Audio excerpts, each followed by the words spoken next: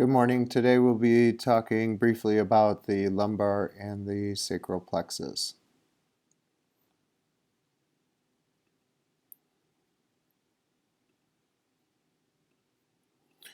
When we're looking first at the lumbar plexus, the two main nerves that will be coming off of the lumbar plexus are going to be posteriorly the femoral nerve. And when we look at the anterior division, we'll be looking at the obturator nerve. When we're looking at the region of the lumbar plexus, we can see that it is L1 through L4. Similar to the cervical plexus, we have the anterior rami, or otherwise known as the roots. And then we have the L2 anterior rami, and these are in the L3 and the L4 anterior rami, or the root system. These are all going to develop into either the femoral, obturator, some cutaneous nerves, ilioinguinal, iliohypogastric nerves. All these run eventually along the posterior abdominal wall, along the psoas major muscle. And again, either with the femoral nerve, we see with the femoral nerve that it's going to innervate the anterior thigh muscles. So the first one that we'll look at is just an overview of the lumbar plexus. Again, starting at the top, we're looking at the spinal nerves of L1 through L4. The main one coming into the anterior compartment, which will eventually activate or innervate, is going to be the quadricep region. And then we have the obturator nerve, which is portions of the anterior division that will then innervate the adductor muscles. So the first one we'll look at is the femoral nerve. It's part of the posterior division. So when we look at the posterior division, it will get the anterior rami, or the root, of L2, L3, and L4. So again, it is part of the posterior division. We see that it's innervating all the anterior thigh muscles. So a two-joint muscle such as the rectus femoris.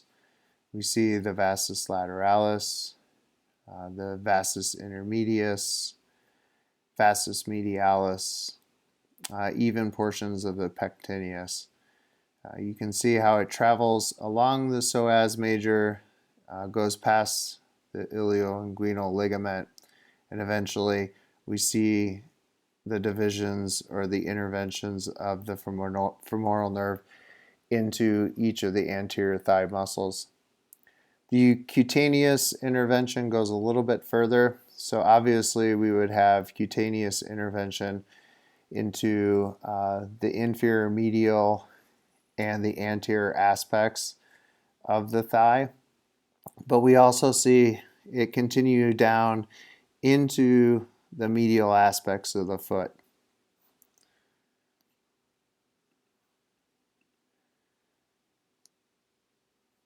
With the obturator nerve, again, this is part of the anterior division. When we look at the obturator nerve, starting in reverse, we can see that it picks up the anterior rami, or the root, of L4, L3, and L2. It is going to serve the medial thigh muscles, or all of the adductors. So the most medial would be the gracilis, lying here. And then we have all of our adductors, such as the adductor longus, which shows a central tendon, a pretty long central tendon. Adductor magnus, which runs the whole length of the linea aspera on the inside of the femur. And then we also see the adductor brevis. Clear this out. The adductor brevis which is located deep in the interior thigh.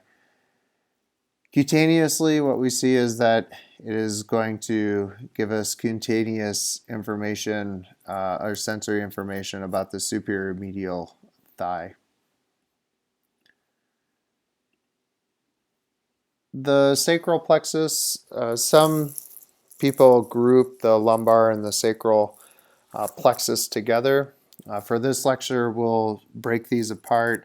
As we know, L4 is part of the lumbar plexus, so L1 through L4 is going to be portions of the lumbar plexus.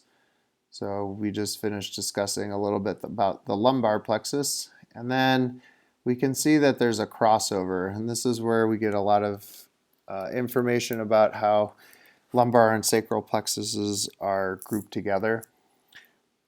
We can see that part of the sacral plexus, we're picking up L4, L5, and then we're going from L4 all the way down to S4 for the sacral plexus. Again, this plexus is very similar to the cervical and the lumbar plexus. We have an anterior root system, which will eventually lead in yellow, which is going to be the posterior division.